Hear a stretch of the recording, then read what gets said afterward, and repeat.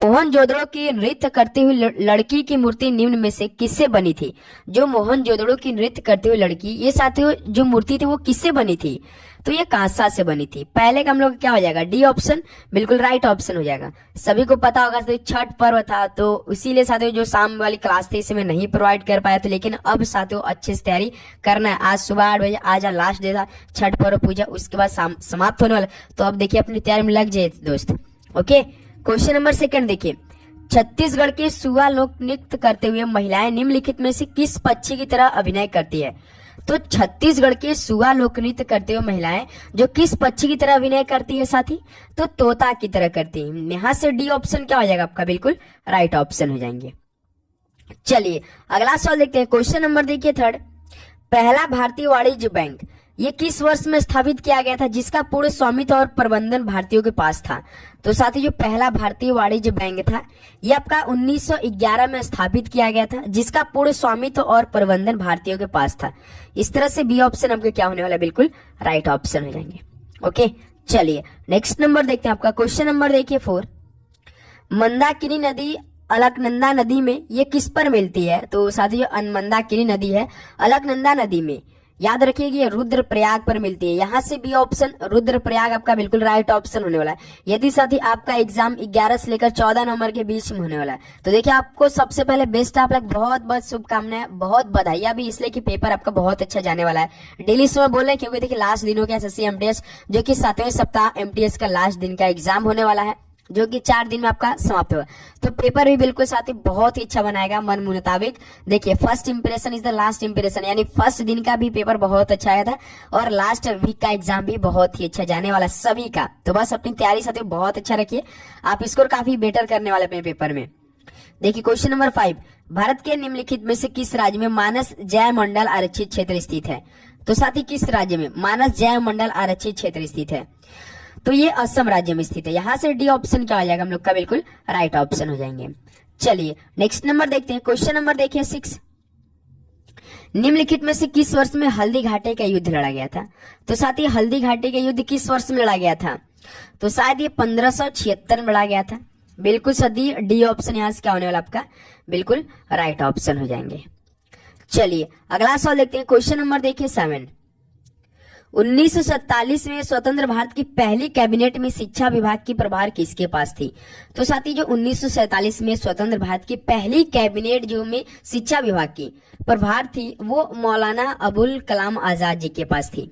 इस तरह से डी ऑप्शन क्या होने वाला आपका? बिल्कुल करेक्ट ऑप्शन हो जाएंगे।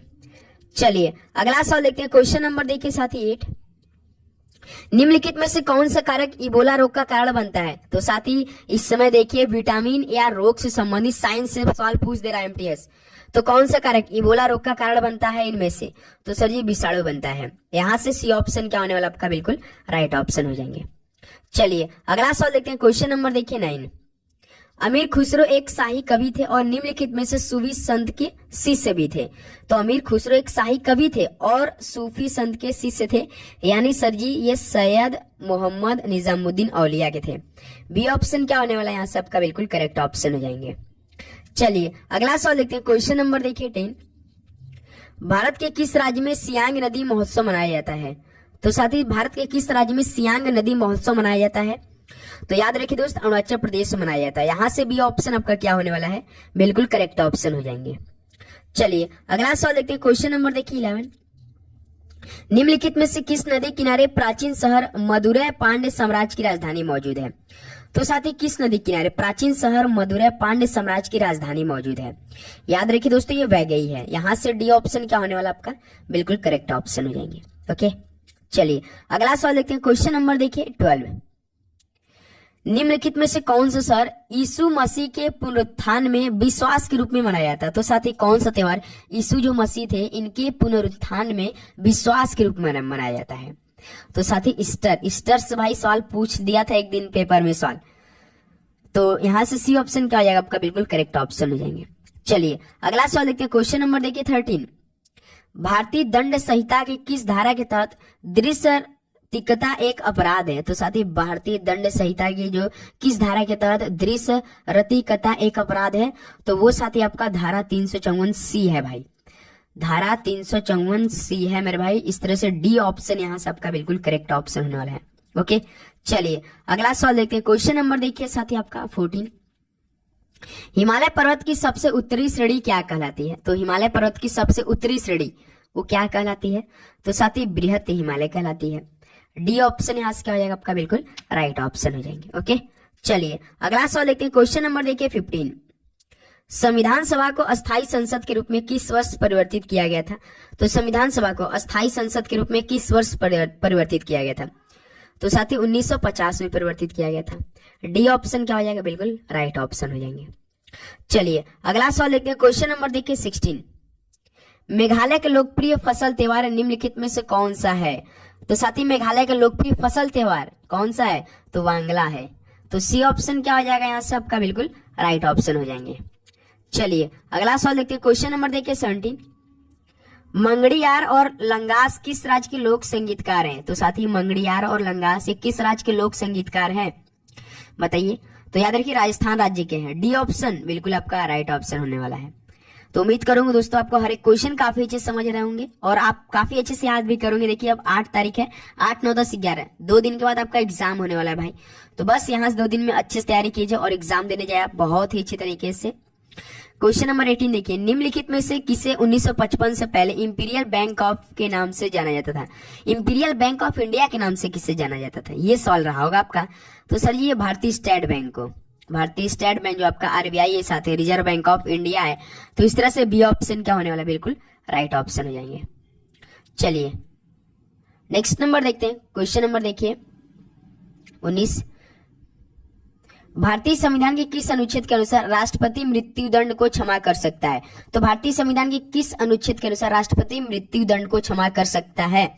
तो साथी अनुच्छेद 72 के अनुसार। ये सवाल हो सकता है कि 13 तारीख के फर्स्ट शिफ्ट या थर्ड शिफ्ट में सवाल पूछ सकता है, ऐसा लग रहा है साथी, याद रखिएगा। चलिए अगला सवाल देखते हैं। क्वेश्चन नंबर आपका देखिए 20। 15 अप्रैल 1968 को औरंगजेब और महाराजा जसवंत सिंह के बीच हुई धर्मपतपुर की लड़ाई किस नदी किनारे लड़ी गई? देखिए 15 अप्रैल 1968 को एक तो औरंगजेब और महाराजा जसवंत सिंह के बीच में जो साथी धर्मतपपुर की लड़ाई थी ये लड़ी गई थी। ये किस नदी किनारे लड़ी गई थी? तो दोस्त ये आपका नर्मदा नदी किनारे लड़ी गई थी। डी ऑप्शन क्या हो जाएगा यहाँ सबका बिल्कुल राइट ऑप्शन हो जाएंगे। ओके, चलिए नेक्स्ट नंबर देखते हैं। क्वेश्चन नंबर देखिए 21।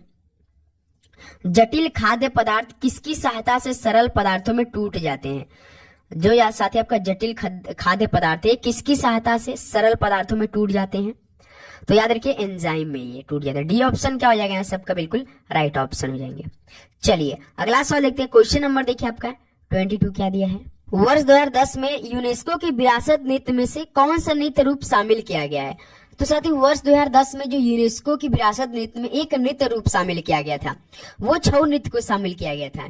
बी ऑप्शन क्या हो जाएगा बिल्कुल राइट ऑप्शन हो जाएगा। सवाल ऐसे पूछता आपके पेपर में कि छऊ नृत्य को किस वर्ष में यूनेस्को की विरासत नृत्य में शामिल किया गया है?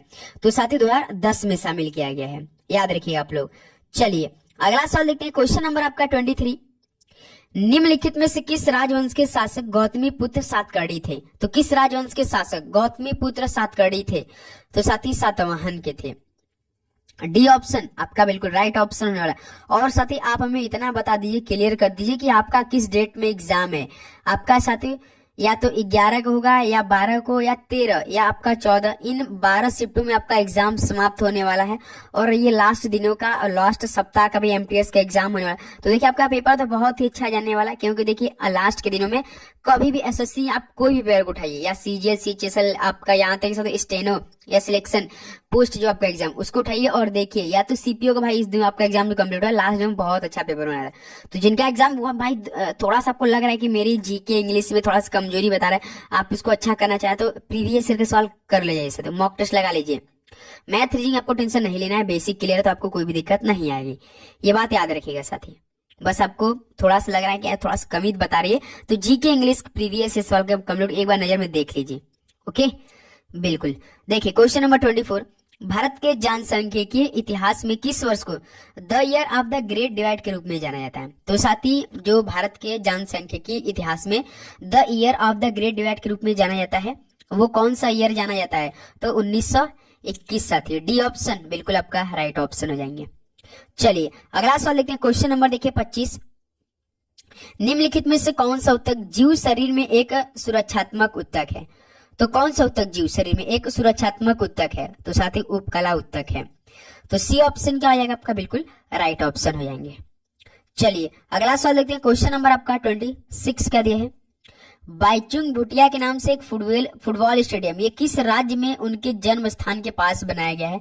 तो बाईचुंग भूटिया एक काफी अच्छे फेमस साथी फुटबॉल प्लेयर थे, जो कि इनका स्टेडियम आपका सिक्किम राज्य में उनके जन्म स्थान के पास बनाया गया है। बी ऑप्शन आपका क्या आंसर हो जाएगा? आपका बिल्कुल राइट ऑप्शन हो जाएंगे। चलिए अगला सवाल देखते हैं। क्वेश्चन नंबर देखिए 27।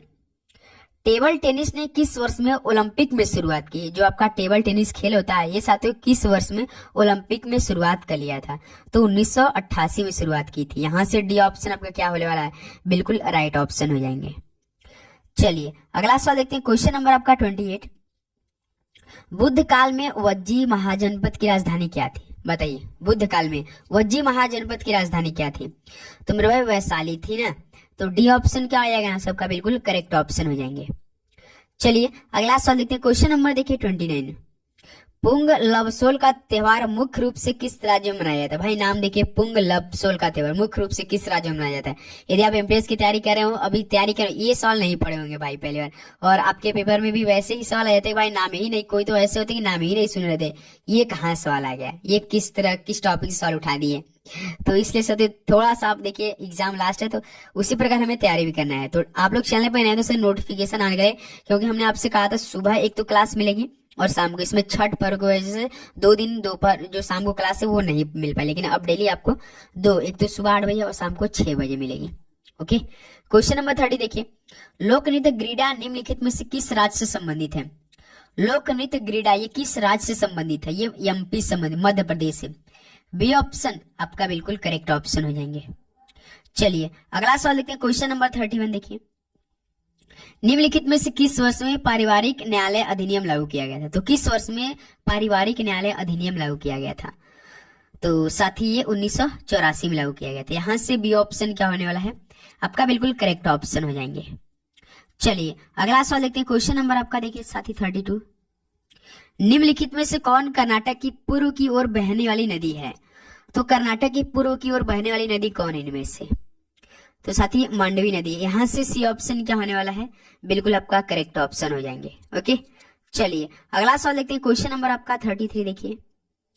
महेश भूपति और लिएंडर पेस ने किस वर्ष विंबलडन पुरुष युगल खिताब जीता था? तो साथी महेश भूपति और लिएंडर पेस ने किस वर्ष में विंबलडन पुरुष युगल खिताब जीता था? तो साथी ये किस वर्ष जीता था? तो 1999 में। याद रखिए 1999 में जीता था। यहाँ से ऑप्शन सी क्या हो जाएगा आपका? बिल्कुल करेक्ट ऑप्शन हो जाएंगे। चलिए अगला सवाल देखते हैं। क्वेश्चन नंबर देखिए 34।